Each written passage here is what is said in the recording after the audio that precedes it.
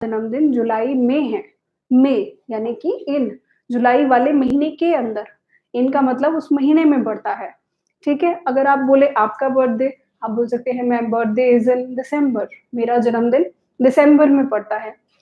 तो हमने मंथ के साथ इस्तेमाल किया किसका, इन का।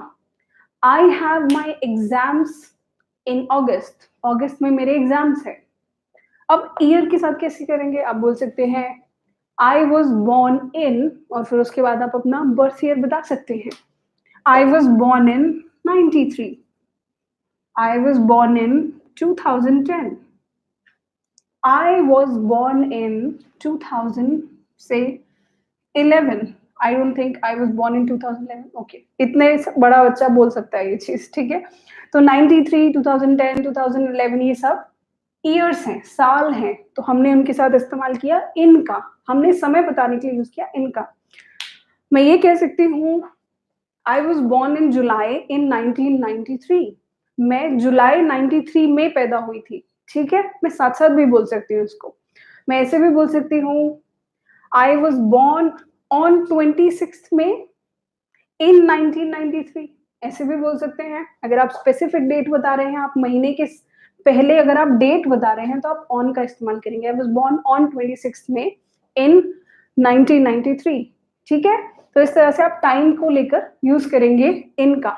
एक और तरीका जो आप इन का इस्तेमाल कर सकते हैं, साल से ही रिलेटेड, लेकिन एक साल नहीं, अवधि, साल की अवधि। फॉर एग्जाम्पल 90s, 90 का दशक, 80s, 80 का दशक, 70s, 70 का दशक, ठीक है।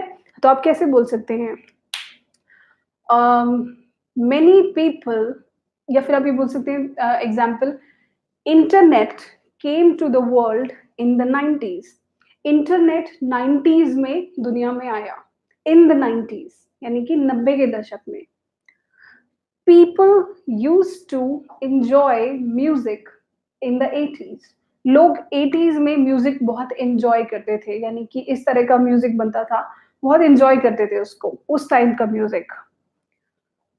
I like the way people dressed in the 70s, मुझे अच्छा लगता है जिस तरह से लोग 70s में कपड़े पहनते थे, मुझे वो अच्छा लगता है। अच्छा लगता, जब मैं देखती हूँ कि 70s के कपड़े किस तरह होते थे तो मुझे वो अच्छा लगता है। तो इन द 70s, ठीक है। तो 90s, 80s, 70s। I was in America in the 90s, मैं 90 के दशक में अमेरिका में था। I was in London in the 70s, मैं 70 के दशक में वहां था, ठीक है। तो आप साल के जो टाइम पीरियड है उसके साथ भी इनका इस्तेमाल कर रहे हैं। मेन वर्ड हमें याद रखना है ईयर, साल इस्तेमाल याद करना है, ठीक है।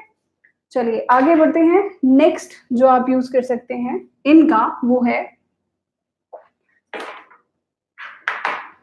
सीजन। सीजन के साथ, सीजन मतलब विंटर, समर, स्प्रिंग सीजन, बसंत ऋतु, बहुत सारे आते हैं, उनके साथ आप इस्तेमाल करेंगे इनका। We are going to our hometown in winter, हम सर्दियों में अपने होम टाउन, अपने घर जा रहे हैं दादी से मिलने, नानी से मिलने, in winter. This place looks beautiful in spring, ये जगह बसंत ऋतु में बहुत अच्छी लगती है। तो हमने स्प्रिंग सीजन, समर सीजन या कोई भी सीजन जो होता है, आप उसके साथ हमेशा इन का इस्तेमाल करेंगे, ठीक है दोस्तों। चलिए आगे बढ़ते हैं। इनका एक और इस्तेमाल होता है ड्यूरेशन के साथ। ड्यूरेशन का मतलब क्या है, अब ये लॉन्ग ड्यूरेशन भी हो सकती है, शॉर्ट ड्यूरेशन भी हो सकती है। ड्यूरेशन का मतलब होता है अवधि, लंबी अवधि, समय की लंबी अवधि, उसको हम ड्यूरेशन बोलते हैं। जैसे इंटरव्यूअर एक सवाल पूछते हैं, बहुत कॉमन होता है, where do you see yourself in 5 years, तुम अपने आप को अगले 5 सालों में कहाँ देखते हो, इन 5 years। तो हमने यहाँ पर इन यूज किया, इन 5 years। This company will succeed in the next 10 years, in the next 10 years। हमने अगले 10 साल के बारे में कुछ बोला तो हमने यूज किया इनका, ठीक है। एक और तरीका, ड्यूरेशन अब छोटी भी हो सकती है, जैसे कि मैं तुम्हें 2 मिनट में कॉल करता हूँ, I will call you back in 2 minutes, in 2 minutes. On 2 minutes, at 2 minutes nahi. I will call you back in 2 minutes. Okay?